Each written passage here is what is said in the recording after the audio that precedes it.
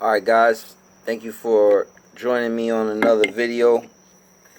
Let me prop up my phone here. Alright. So before I get started, let me first apologize for the video quality. Guys, I don't do YouTube for a living. I do appliance repair. I own and run a company. And so I apologize, I'm outside in my bar, and I'm in my white t-shirt. It's current time 11:40 p.m. and I just got done doing invoices, planning my route for tomorrow, and doing just office work stuff. So pardon the quality. I don't have the musical and the little logos that flash up in the bottom, but what I offer that some people can't is I offer real experience, and I offer real life scenarios. So with that said, I first want to apologize for the video quality of this.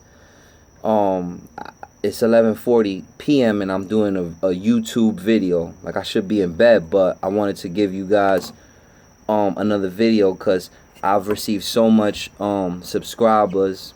Thank you for that. I've received comments, good and bad, and I appreciate them both. And another thing is that I haven't put nothing up because it's been the holiday season. So Happy New Year's to all of you. Merry Christmas, or whatever religious beliefs or holidays you observe, whatever the celebration to you, basically. So today's video, I want to discuss should I stay working for someone or open up my own company. Now the reason I'm creating this video is because I had a subscriber. I hope he subscribed. He left a comment on one of my videos, and he said, I'm gonna read his thing. His name is Mike Miner, and thank you, Mike, for the question. Hope you subscribe. Thank you for watching my videos. He said, what are some HR issues? Examples. A new warranty company. Do I get penalized for part usage? Can I make a video geared for the guy/gal who has the years of experience but haven't stepped out yet? Well, let's do something before we answer that question. Number one, let's see, in my opinion, what a legitimate company should be, okay? Because there's a difference between a rinky-dink company that you work for and a legitimate company that you work for. A legitimate company should offer tech support, in which the owner pays for tech support for various manufacturers. When you do it by yourself, you got to pay that out of pocket. Now mind you, it's a one-time fee for the year, but you got to pay for it. I know Whirlpool is $150. My membership is about to run out, but when I did it last year, it was about $150. Frigidaire is free. Thank you, Frigidaire. Love you. You guys are the best. Samsung. Only reason I got Samsung was because I attended ATSI, and that's a yearly conference where all the big companies show up, and I spoke to the guy from Samsung. So you when you're independent, you got to pay for that yourself, and those things add up. You could spend maybe $1,000 on the different manufacturers, tech support, but it's worth it. It's so worth it. But if you're working for a big company, they might have that already.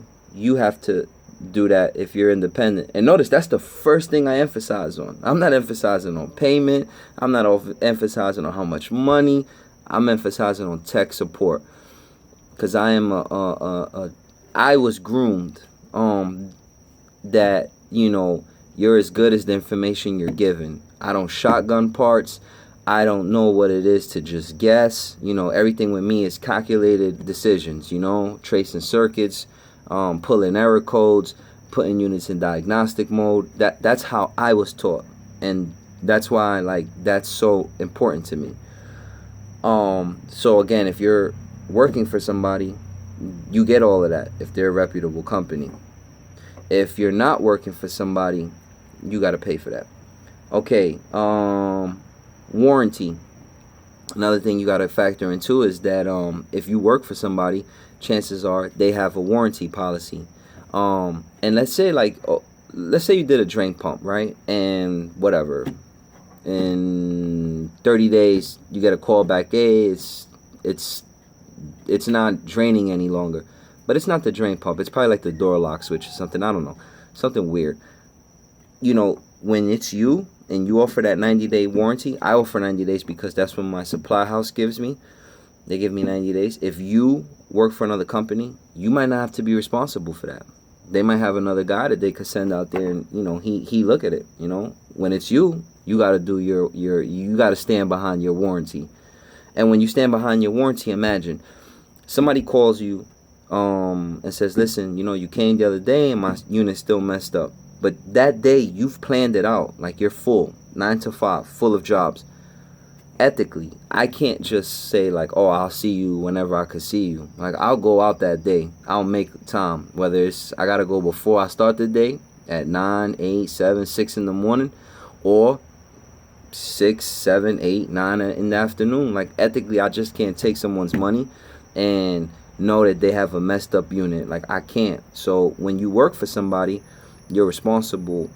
You're not really responsible for the warranty policy. Whoever your dispatch is, more than likely, they can get someone out there quicker.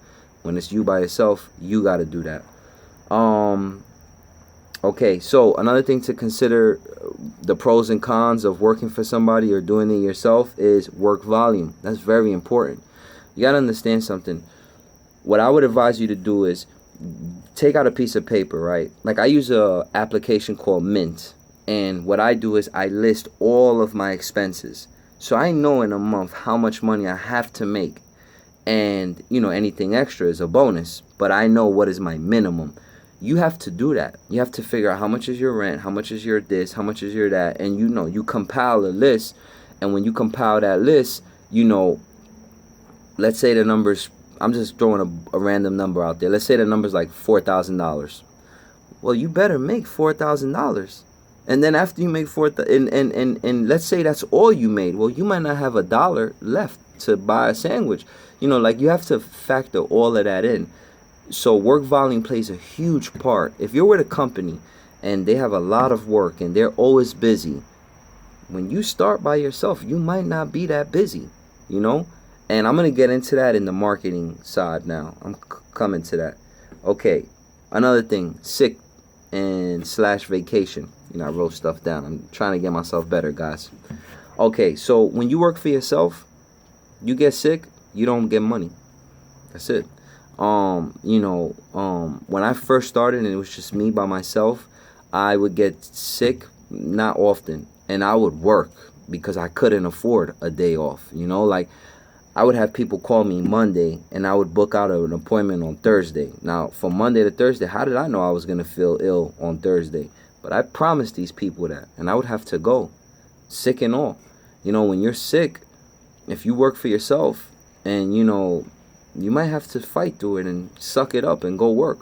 If you work for a bigger company, they might have the manpower where they can cover you and say, you know what, you're sick, stay home. We got enough manpower. We got it. When you work by yourself, you got to factor that in. Another thing is vacation. So I relocated from state to state. So this is a new state that I'm living in. And I've been out here, let me see, since like May. And as we speak now, it's like January, I don't know, 10th or something, 2018. And I've been out here since May. I haven't had one vacation. I'm only off on Sundays. And I haven't had no time off. I've been training a new guy. And hopefully once he gets up and running, I can have the flexibility that if I do want to take 2 or 3 days off, he can cover for me. And he's adequate enough or intelligent enough that he knows how to troubleshoot, look up parts, and go and put them back in. So, when you work by yourself, you can't really vacation. I mean, you can, but you're not going to make money. And what if you're vacationing, right? and like you did a job for a customer, and like let's say you did like a defrost drain, and like you did something didn't get put back right, and there's a leak on the floor, but you're like in the Bahamas. When you come back, how's that gonna look? You know, floor's flooded. Now you're looking at an insurance claim, or you call another company, one of your competitors, and you got to pay them to fix your error. You know, like you got to think about all that when you work for yourself, as opposed to working for a company. Another thing, gas. When you work for yourself, you pay all the gas. You know, if you go $30 a day, $20 a day, $40 a week, whatever, like you're paying that out of pocket when you work for yourself. If you work for a company, then you know they probably a reputable company. You know they should have some sort of a stipend and you know a gas allotment or some sort of a compensation plan for the gas. So that's another thing to think about when you work for yourself. Marketing. Okay, so here's the thing with marketing, right? A lot of you guys gotta understand something. Like, I can't disclose everything about me in marketing, and I'll tell you why. Because you gotta understand something. Like, I'm active. I'm currently active doing appliance repair. Like in the morning, I have jobs to run. I cannot disclose all my secrets and all my tactics because remember, my competitors may be able to view this channel, and I hope they subscribe. I love you. But you got to understand something, like my competitors can see this and follow my blueprint. Not saying that my blueprint is the best, but it works for me. So I can't really get into my marketing strategy. But what I can tell you about marketing, working for yourself and working for another company is this. If you work for another company, chances are that company has a large demand. Let me move my camera. I'm sorry. It's that I'm outside in my tiki bar and if you work for a company and they you know they're a very reputable company and they have a lot of clientele, you don't have to worry about like, oh, am I gonna make enough money? Like, you pretty much can be rest assured that like that company has so much clientele, like you're gonna make your regular weekly earnings. When you work for yourself and you first start, I'm not talking about when you're established, I'm talking about when you first start. When you first start, you might not be that confident, you know, that it might not be that easy. So you got to think about that. Now, fortunately for me, since we're on the subject of marketing, I'll say this. I pay $0 marketing. Zero. The large majority of my work is 50-50. It's half warranty, and I can't disclose, and I'm sorry guys, and I hope you could understand why. I don't want to shoot myself in the foot with my competitors locally, but it's 50% warranty and it's 50% COD, you know, cash on delivery. People that find me on prominent websites, and I can't disclose that either. But guys, I always tell you, listen, don't ask me questions on the comment section. Go to the link that says my website, www.t as in Tom, Mary, dot, no, that's my email. I'm sorry. TMM Appliance Repair FL.US. I'll say it one more time. www.tmm Appliance Repair FL, and that's Foxtrot Lima .US, Uniform Sierra. You know, send me an email. Go on my website, and there's a thing that says to send an email. Send me an email, and I could get a little bit more into it, but I can't just put it out there like that. But anyway, I pay $0 for marketing, and I'm busy. I probably get about 8 calls a day. About 4 or 5 are warranty work, and about 3 or 4 just COD. So that's why I needed another guy, and I'm gonna get another guy. And anyway, whatever. But like, you got to think, when you work for a company, that company might be very established within the community, and you don't have to pay for marketing. They have the work for you. Fortunately for me, I pay 0.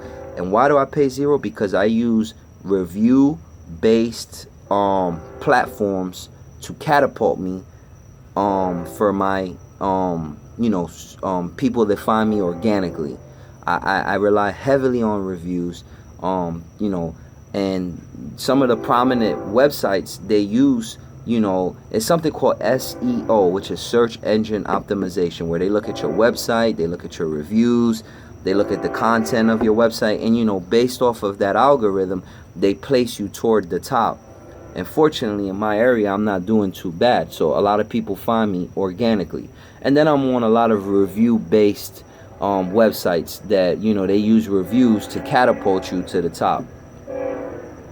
I'm sorry for the train, guys. I'm really sorry. And I'm going to smoke a cigarette. It's my off time. I'm sorry. But I'm about to go to bed, and I wanted to make a video real quick, so, you know, understand my dilemma too. I want to kill two birds with one stone. Unwind and make a video. Now, I'm going to wait for this to go by. I'm going to hit pause. Sorry. Okay, so sorry about that. We were talking about, like, marketing. So, like, again, I don't pay AdWords. I don't pay, you know, any company to boost my website. I don't do any of that. I rely heavily on reviews, heavily on word of mouth, heavily on you know, my warranty, and that's how I'm able to remain super busy. But again, that's my formula. That might not work for the next guy. So you remember, in regards to marketing, if you work for somebody and they have a business that is super busy, remember, it might not be like that for you when you first start. You might get one job a week, 2 jobs a week. You know, you have to figure out a marketing plan that works for you. So that's very important. That can't be undermined enough. Okay. Next thing. Okay, discount parts. Okay, parts. So most part houses, the way they work is like this, and I say most because each one has their own niche. Some part houses, the more you spend, the greater the discount you get. And some, they just give everybody the same discount across the platform. If you start your own company, you might not get a good part discount as the next person. You understand? So factor that in. That's important, and I'll explain why. Say you have a drain pump for a washer, right? And the drain pump is, I don't know, $80 retail. But you're a brand new company, one-man show. You don't have your foot in the game as good as your ex-employee. He might pay $30, $40 for that drain pump. Because you're a new guy and you don't spend a lot, you might pay $70 for it, because they only taking like 5 or 10% off. So you got to think about that too. Because think about it, when you quote the customer and you say it's $80 for the drain pump, that's the retail, that's what you're charging them for the drain pump, because that's the price they'll pay if they go get it. Well, remember, you'll not, in addition to your labor, let's say your labor to change the drain pump is $160, $170, you'll make an additional $40 in savings because of the sheer excess of volume that you pay for parts, your discount. If you're a brand new guy, you might only get 10%, and you know, you might only save $10, $8, you know. So think about that too in regards to parts. Okay, transportation. Another thing, if you work for a company, a reputable company, they might have automobiles, vans, or small cars with magnets. When you work for yourself, your automobile is your transportation. And my brother, I kind of you know, taught him this, and he had a car, very nice car, you know, but it kept giving him problems, and all the money he made, it went into the car because he constantly had to repair this and constantly had to repair that. You got to think, if you work for a company, more than likely, if one of their service vehicles goes down, they probably got something else lined up that they can, you know, allot to you, and you can, you know, use in the meantime until they get that vehicle back up and running. When you're independent, you take on all those charges. You got to think about that too. Your transportation is key. So again, if you work for a good company and they have nice vans, you know, and you have a rinky-dink, I don't know, Pinto with no AC, that's what you're using. So you got to think about that too. And you put all this in a scale, you know, pros and cons. Take everything that I'm addressing and put it in a scale, and let that be your guiding light. Okay, training. It's another topic. If you work for a reputable company, more than likely they should be given some sort of a training. Monthly training, yearly training, quarterly training, every 6 months. Like, for instance, when I go to like training, I go to like conferences from the manufacturers. Another thing too is my supply house offers training too. Like, manufacturers will come in. You have to pay them, but still, like, I have to provide my own training out of pocket. ATSI is one of the biggest training platforms in appliance repair. I pay for that. It's like $600-700. If you work for somebody, they might pay for it, or they might send one of their guys. He comes back and trains the office. So you gotta remember, you have to be trained. You can't be like a dumb tech. You can't just know what you know and stay there. You gotta constantly evolve. That's how you remain, abreast of all the new technology and all the new appliances. You have to know this stuff. So training is key. And there's a budget that I personally put aside just for training. But I'm self-employed. If you work for somebody, you don't have to pay for that. So again, put that in the scales and the balances. Okay, next one, equipment.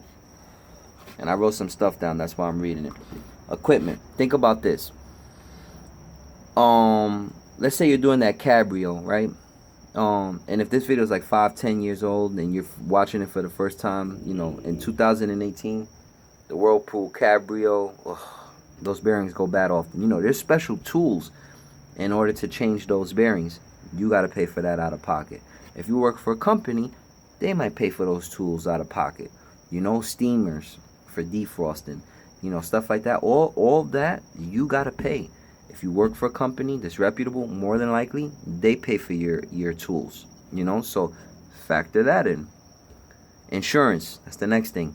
I pay my own insurance, and if something happens, I'm covered. But if you work for another company, they might pay the insurance. So if something happens, that company's already covered. You don't got to pay out of pocket insurance. Put that in the scales of balance. Okay, next thing, 2-man jobs. For example, you got a stackable, like washer dryer, and you got to work on the washer. But you're working on the washer and it's you by yourself. You're a one-man show, or you're working on a wall oven. You got to think, when you're working on a 2-man job, and you're a one-man show, how you gonna do that?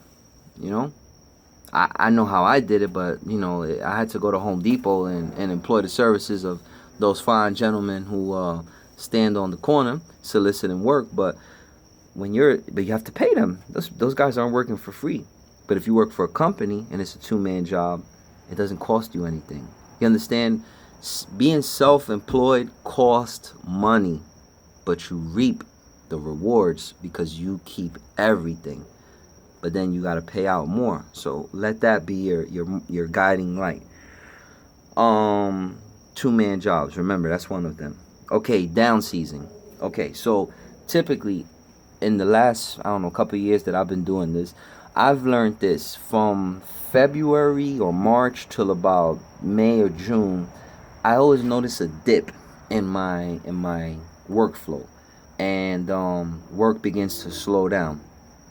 Can you make enough from June to February to hold yourself down for that dip? You got to think about that. At least if you're working for a company, you might have a guaranteed check. When you're self-employed, when that phone stops ringing, you're not making money. So you got to factor that in. Okay, reviews. Okay, this is an important one. Okay, reviews. And pardon me while I have a sip. I'm entitled to this.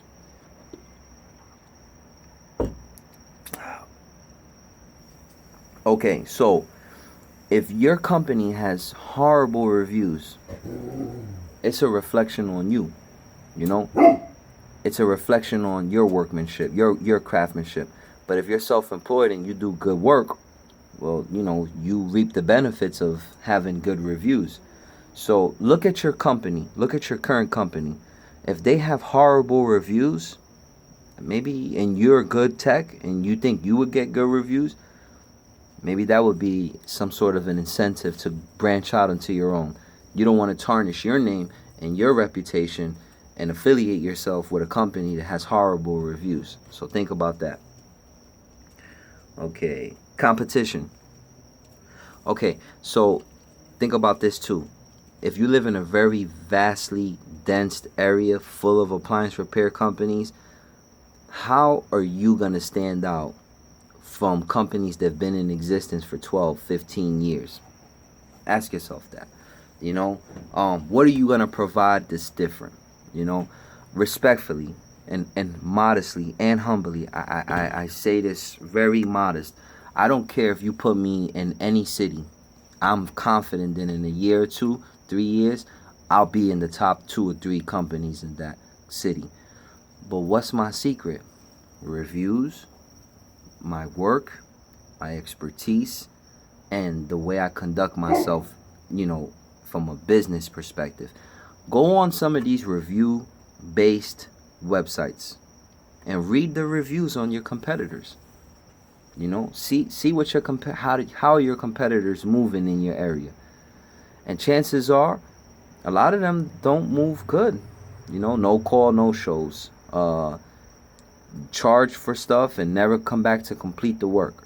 You got to put yourself in the light that, you stand out. Like you're the exception. And that's, and so if your city is very densely populated with a lot of appliance repair companies, you got to factor in, how do you stand out?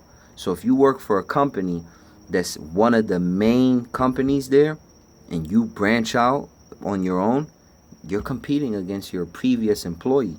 And if he or she, their company is like stellar, you got to fight against 300 reviews. And you just started and you have 1 review. You got to think about that stuff. So I want to conclude this video with this, because I pretty much wrote down all the stuff I needed to address. Am I an advocate of working for somebody? Nah. Am I an advocate of working for yourself? Not really either. I think it's a case by case dilemma. You have to think. It's 11:40 where I'm at right now. I finished working like around 6. I spent another 2 or 3 hours sending invoices, looking up parts for the next day, planning my route from me and my techs. Like, that's the dilemma that the business owner has. If you're the kind of guy that you want to get home and watch Netflix and, chill, maybe working for somebody is not a bad thing, because you don't have to worry about the behind the scene things. I'm making a YouTube video, at 11:40 at night, while probably my techs are at home sleeping. But this is the price that you pay. So you gotta, I'm not an advocate of either. Only you. And if you think like, nah, I'm not trying to do all the behind the scenes thing and I really love my life the way it is, stay at your job, man. Not everybody could be chiefs. You need Indians. And I hope that that's not politically incorrect, but you know what I mean. Like, you need chiefs and you need Indians. I'm not saying that running your own appliance repair company is the best thing. I never even started this channel with that intent to start your own business. I started this as just an appliance repair channel because I just felt like there wasn't a guy out there telling the industry secrets or discussing what goes on in the industry. So, think about it, guys. Play this video over a couple times, write down the stuff I was saying, and think about it. And that's pretty much all, guys. So thank you for watching my videos. I'm really grateful for everything. I'm grateful for all the feedback. Trust me, the video quality is gonna get better, I promise you. But again, I'm doing a lot right now. Once I get everything situated, I promise you that I'll be delivering better video quality. But for now, guys, thank you for sticking with me. Subscribe if this is your first time watching my videos, and good night, and God bless. Take care.